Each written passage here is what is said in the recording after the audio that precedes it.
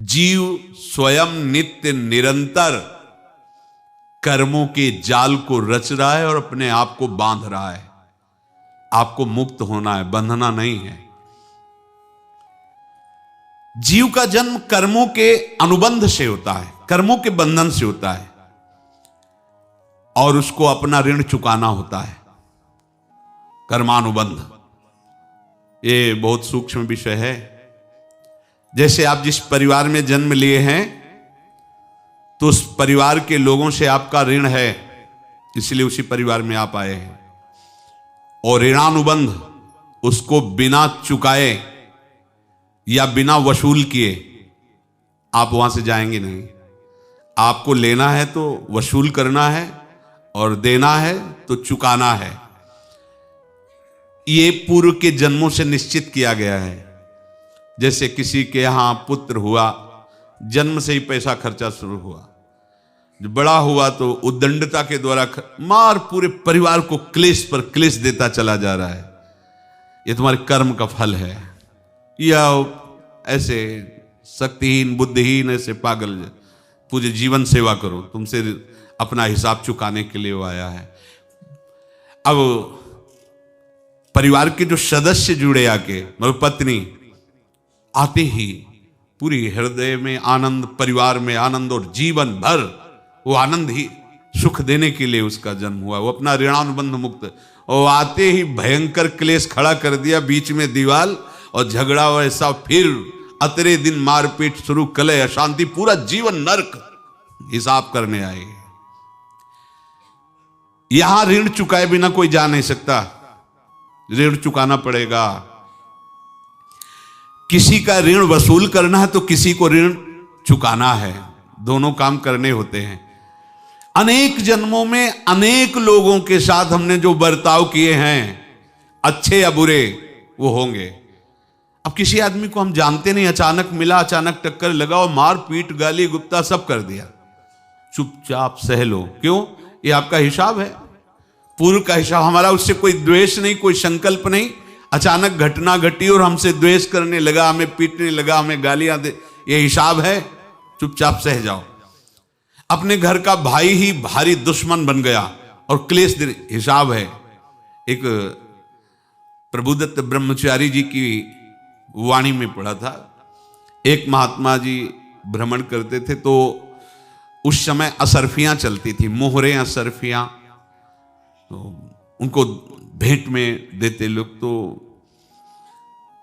या तो ठाकुर सेवा में लगे तत्काल, या संत सेवा में तत्काल लगे, उसका संग्रह करके डोलना ये ठीक नहीं है। बैरागी के लिए सिद्धांत में ये ठीक नहीं है। तो जब 2, 4, 6, 8 ऐसे मोहरे हुई तो उन्होंने विचार किया कि और भ्रमण करके जब काफी मोहरे हो जाएंगी तो प्रयागराज में जब कुंभ पड़ता है, एक बार पूरे सब अखाड़े के संतों को, अलग अलग संप्रदाय सब संतों को बुलाएंगे और सबको पुआएंगे। अब साधु है तो यही विचार करेगा, और क्या विचार करेगा। तो उन्होंने ऐसे डंडा बनवाया, बेंत, जो ऊपर से चूड़ीदार और भीतर पोला, और मोहरे उसमें डालते गए।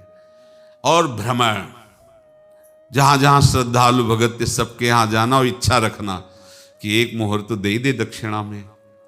कामना कोई भी हो वो बांधती ही है, ध्यान रखना। इसीलिए प्रभु जो चाहे वो करे, अपनी चाह नहीं रखनी चाहिए, अपनी चाह प्रभु की चाह में मिला देनी चाहिए। धीरे धीरे वो छड़ी भर गई। भ्रमण करने वाले महात्मा चूड़ी लगाई, इंतजार करते रहे। जब प्रयाग का कुंभ पड़ा तो चले। तो रास्ते में एक गांव में पूछा जाता है, जैसे कहीं रुको कि कोई श्रद्धालु ऐसा है जो संत सेवी है। तो कुछ लोगों ने बताया, हाँ एक परिवार है, बहुत संत सेवी है, और आपको मिलाते हैं उनसे। हाँ ये महाराज घर में रुका, खूब अच्छा हलवा पूड़ी पवाया, और जो घर के मालिक थे चरण दबाए। चरण दबाते दबाते उनकी दृष्टि पड़ी उस डंडे पे, इतना मोटा और ऊपर से कुछ चूड़ी सी भी नजर आ रही, इस डंडे में तो कोई रहस्य है ही है।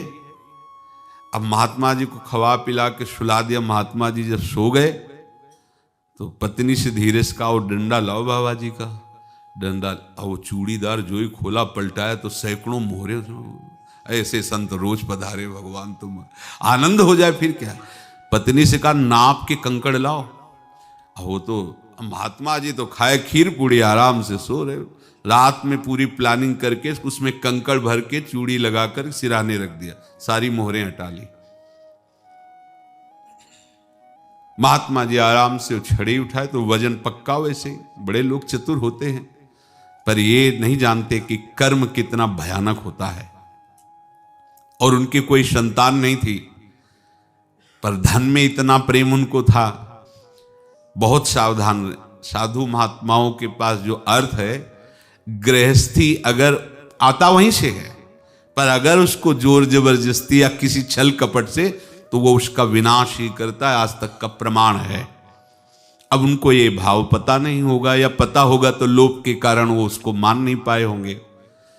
महात्मा जी गए प्रयाग में, किसी अखाड़े पर रुके और वहां प्रार्थना की कि कल जो है संपूर्ण अखाड़ों का निमंत्रण किया जाए और सब संतों को भोग पवाया जाए और उनको दक्षिणा भी दी जाए। महंत ने सोचा कि बहुत बड़ा है तो उत्सव है, क्योंकि प्रयाग में कितने हजारों संत महात्मा सब। उनका महाराज बोरों इसमें चीनी और टीनों घी लगेगा, सब व्यवस्था। बोले आप मंगाइए, एक एक हिसाब हम करेंगे, हमारे पास सब व्यवस्था है। बोले कुछ तो पहले दे दो, इकट्ठे देंगे हम। उनको था कि अगर हम छड़ी खोला और दो चार मोहरे दी, किसी को पता लग गया तो गड़बड़ हो सकती। बोले हम भंडारे के समय आखिरी में सब कुछ आपको दे देंगे। ठीक है। वो अपने पास से पैसे लगाकर खूब जितना सामग्री सब लाए, लाखों की, और सब संतों को निमंत्रण कर दिया। संत जन निमंत्रित हो गए, भंडारा बन रहा है। तब वहां के महंत है और उनका देखो भंडारा भी बन रहा है, संतों को निमंत्रण। अब आप अर्थ की व्यवस्था कीजिए, क्योंकि इतनी बड़ी हमारी सामर्थ्य नहीं थी जितना हमने किसी तरह हमने व्यवस्था की। अब मुझे अर्थ चाहिए, तभी आगे की व्यवस्था बढ़ेगी। संतों को दक्षिणा देंगे और जिनसे अर्थ लिया उनको दे। देखो रसोई बन गई है सब। उनका छत में विश्वास नहीं तो ये अभी चूड़ी खोली। उनको तो था ना कि मोहरे हैं, कंकड़। तो जैसे कितना उनको सदमा लगा होगा। हजारों संतों का निमंत्रण, रसोई बन, मतलब संत हो के छल कपट। तो उनका महाराज आपने तो हमारा नाश कर दिया, जो महंत थे। अब बताओ रसोई बन गई, संत निमंत्रित हो गए और आप ये कंकड़ दिखा रहे हैं हमको। आपने तो हमें बर्बाद कर दिया। हमारी इतनी सामर्थ्य नहीं थी, आप पहले बता देते। संत होकर ऐसा छल कपट। अब वो बोले तो क्या बोले, क्योंकि उनको पता था कि मोहरे हैं इसमें। अंदर से उनका चिंतन गया उसी सेठ के पास। अच्छा, ऐसा धोखा हमारे साथ किया, भोगोगे तुम। ये जो निकलता है ना भोगोगे, ये अकाट्य होता है।